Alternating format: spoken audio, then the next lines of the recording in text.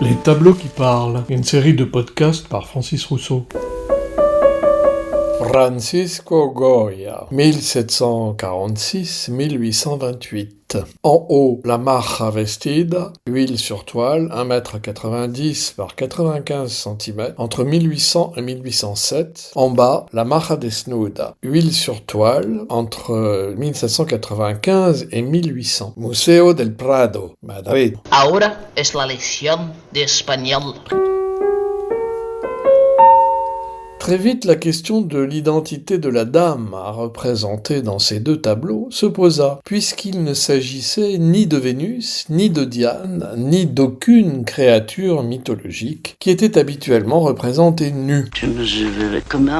Plusieurs hypothèses assez confuses coururent à ce sujet. Cette œuvre était une commande de Don Manuel Godoy, 2 fois Premier ministre du gouvernement espagnol sous le régime de Charles IV.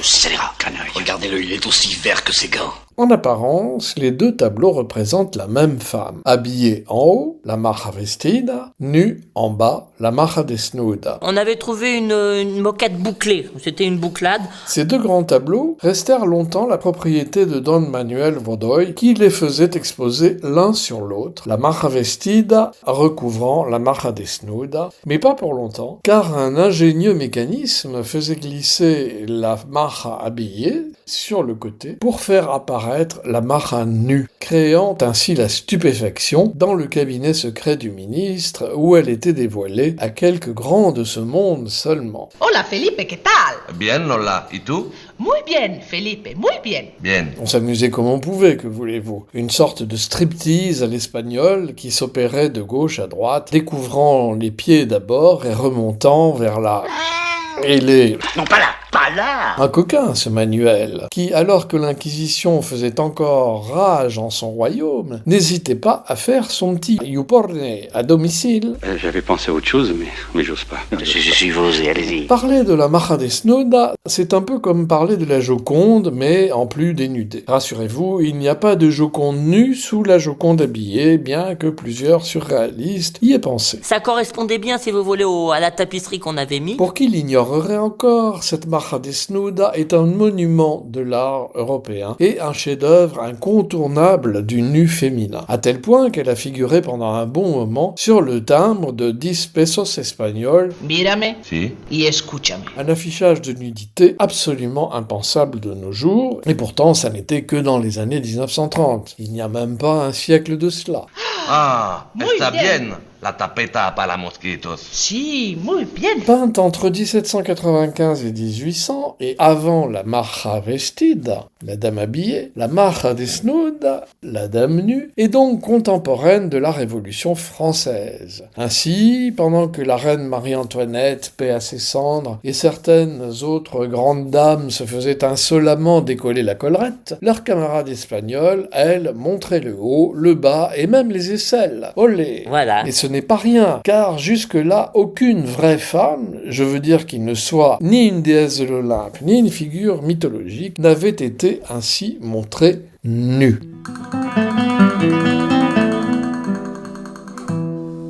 Première observation banale, il s'agit en réalité d'une femme de relativement petite taille, autour d'1,50 m, taille normale pour une méridionale du XVIIIe siècle. Sí, muy bien. Son aspect de perpétuelle poupée accentué par sa petite taille fut bien sûr à l'origine de sa célébrité publique et des pires fantasmes que je ne me hasarderai certainement pas à évoquer. Fantasmes exacerbés par un pubis féminin poilu qui, selon plusieurs sources, est le premier à apparaître là encore, sans l'alibi mythologique, dans l'art occidental. Ah oui, qui est un petit peu...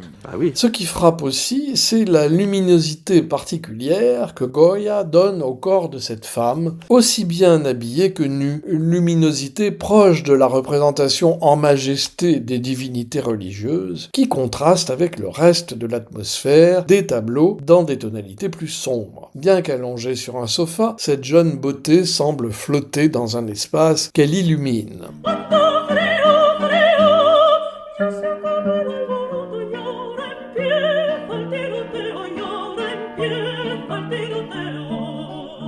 Dès que l'existence de cette œuvre à coulisses fut connue de l'Inquisition, elle décida de la saisir pour obscénité et engagea du même coup en 1814 un procès contre Goya, Don Manuel ayant été exilé par le nouveau pouvoir bonapartiste qui dirigeait alors l'Espagne. Moins sévère que Google, l'Inquisition acquitta finalement le peintre, surtout grâce à l'influence du cardinal Don Luis Maria de Borbón y Valabrega. Si tu nous entends, Don Luis, n'hésite pas à revenir quand tu veux, on pourrait avoir besoin de toi dans ce siècle. Bref, cela ne nous dit pas qui était cette satanée Maja.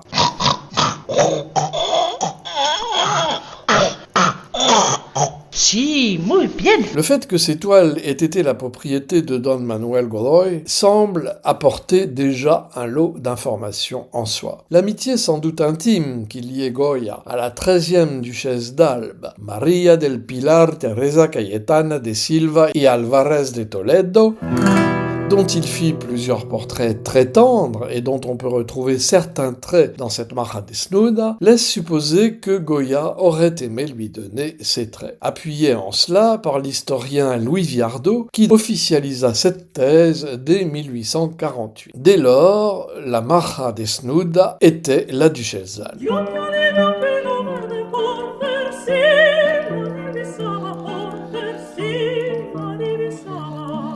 Aujourd'hui, à la lumière de recherches plus historiques et moins suggestives que celles de Viardot, on considère que le modèle directement représenté dans cette Maja Desnuda, la première des deux qui a été peinte chronologiquement donc, serait la maîtresse de Don Manuel Godoy en personne, qui devint d'ailleurs ensuite tardivement son épouse, c'est-à-dire Pepita de Tudo de Castillo Fiel, qui, pour tout arranger, ressemblait tellement à la duchesse d'Albe qu'elle en était presque son sosie. Ah, schön. Oh, ja, danke schön.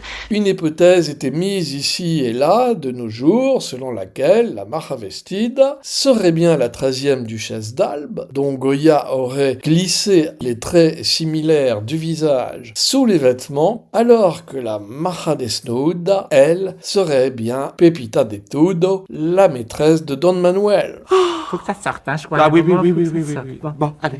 Godoy se serait particulièrement amusé du fait qu'en découvrant la duchesse d'Albe, on voyait la nudité de sa maîtresse. On dit même que cela le faisait mourir de rire. Voilà. Ni plus ni moins. Quant à la belle Pepita, elle attendit l'âge avancé de 90 ans pour faire, en 1869, une déclaration tout à fait fracassante à un journaliste parisien, une déclaration qui allait changer la face de l'histoire de ce tableau. Voilà. Ni plus ni moins. Voilà. En réalité, Don Manuel Godoy n'avait eu qu'un seul amour véritable. Selon Pepita de Tudo, cet amour était la reine Marie-Louise de Parme, l'épouse du roi Charles IV d'Espagne. Place à la reine!